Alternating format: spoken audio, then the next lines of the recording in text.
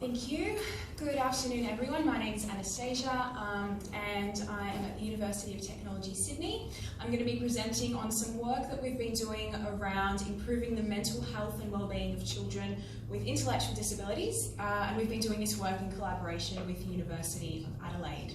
Specifically, I'll be talking about some research that we've been doing which looks at how we can specifically adapt cognitive behaviour therapy to be meeting the needs of children and adolescents who have intellectual disabilities. And through doing this work, we've been able to develop a program which is called the Fearless Me program. So I'm going to be talking about the development of that and the evaluations that we have done.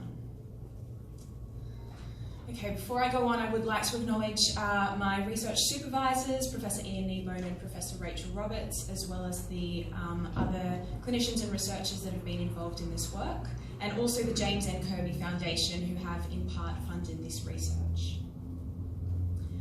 So to provide a bit of context, we know that people with intellectual disabilities have very high rates of mental illness, higher than the general population. So for adults with intellectual disabilities, around 30% will have a comorbid mental health diagnosis. And for children, this statistic is up to 50% who also have a mental health disorder. Now, not only do they have high rates of mental illness, but they also have very low rates of accessing treatment and services. So we know that within Australia, amongst the general population, around 30% of people will access mental health treatments and services, but amongst people with intellectual disabilities, this is only 10%.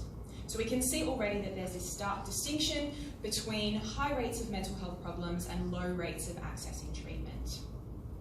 Now, typically when treatment is provided for people with intellectual disabilities, it's either medication or behavioural intervention. So there's been less of a focus on those more cognitive-based therapies for people with intellectual disabilities.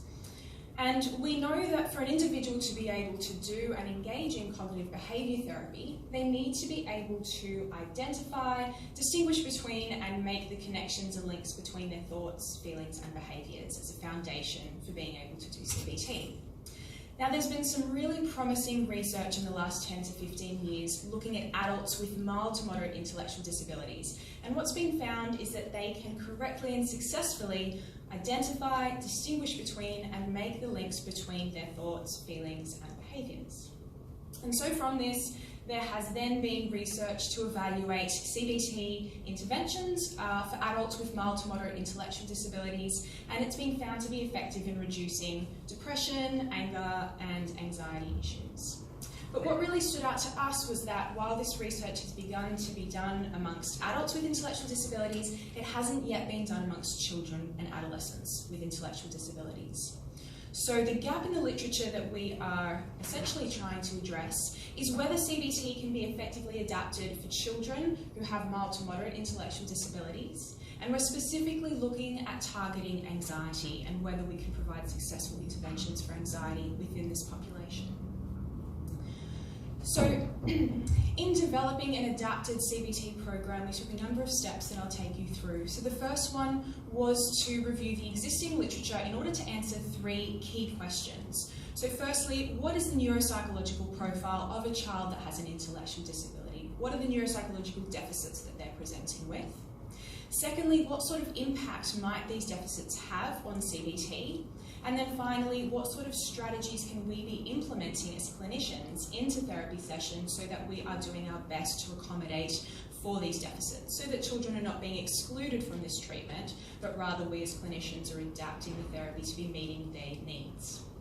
Now, if this is an area that you work in or would like to do more work in, I think this paper has quite a clinical focus. So if you're interested, at the back of the paper, there's a table that we have with a whole range of recommendations of strategies as to how therapy can be adapted.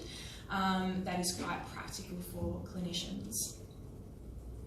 So following on from this, we wanted to gather feedback from various stakeholders. So we did a survey of clinicians looking at potentially what are some of the barriers that may get in the way when providing therapy to clients with intellectual disabilities. And specifically, we were asking around their confidence when it came to how confident they felt about providing therapy.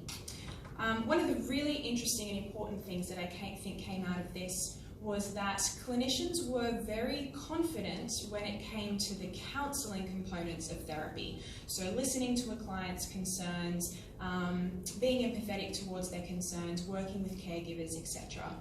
However, they were the least confident with those more clinical components, so identifying appropriate assessment tools, providing feedback from these assessment tools, identifying effective interventions, and then delivering those. And one thing that came out of this research was that clinicians really endorsed the idea of having more treatment guides and manuals and programs to help them in their delivery of therapy.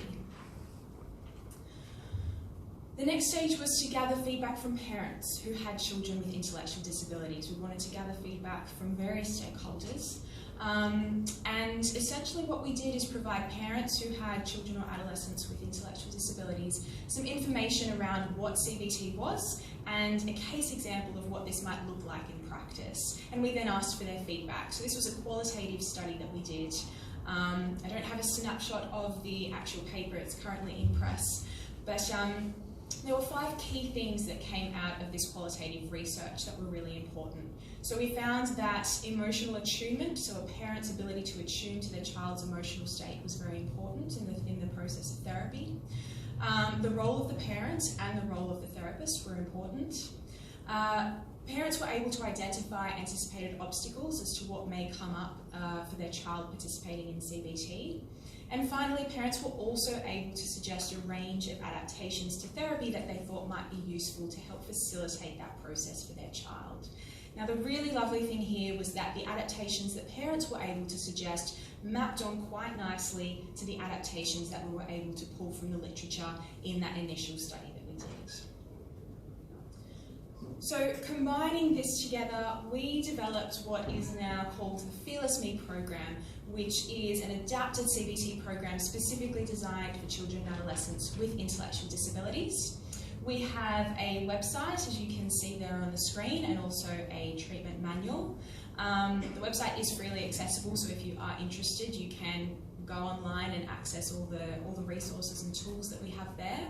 It's not designed as a standalone online treatment, but rather as an adjunct to face-to-face therapy. To give you a bit of a snapshot as to what the program looks like, there are 3 modules. So the first module, Keep Calm, is all about relaxation strategies and teaching some relaxation strategies to children. The second module, Stop and Think, is the cognitive component, essentially, of CBT. And then the final module, Facing Fears, is all about exposure hierarchies and the behavioural changes and strategies that we can implement.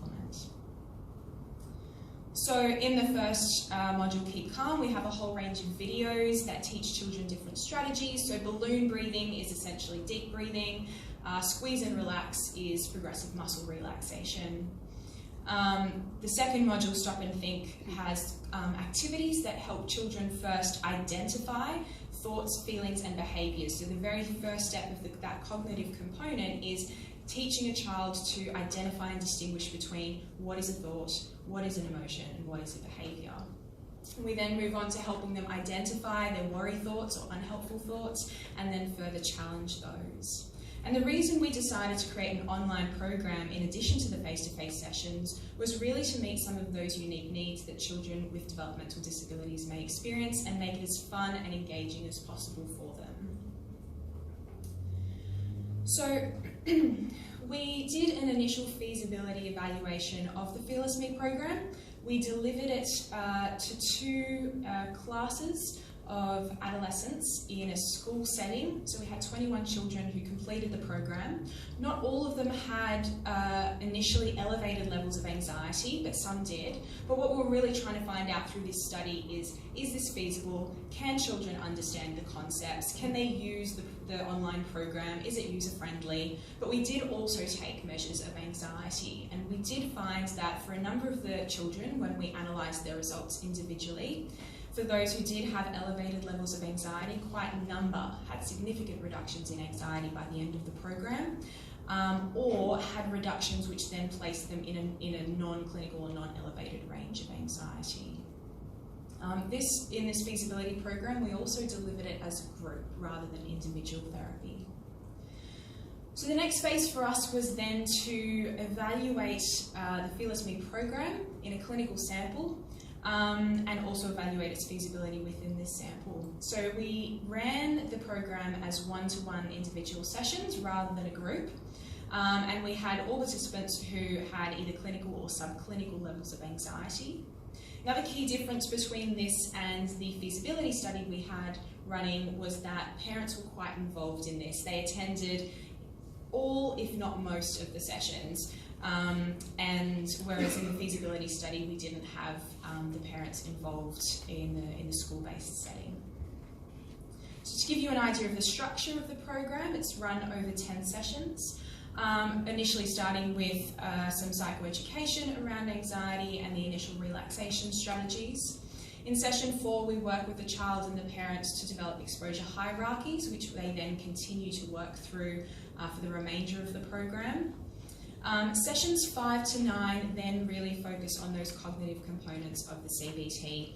And within the manual and the program, there is a fair amount of flexibility as to how quickly or slowly this is done. And you'll see in session 9 there is an option.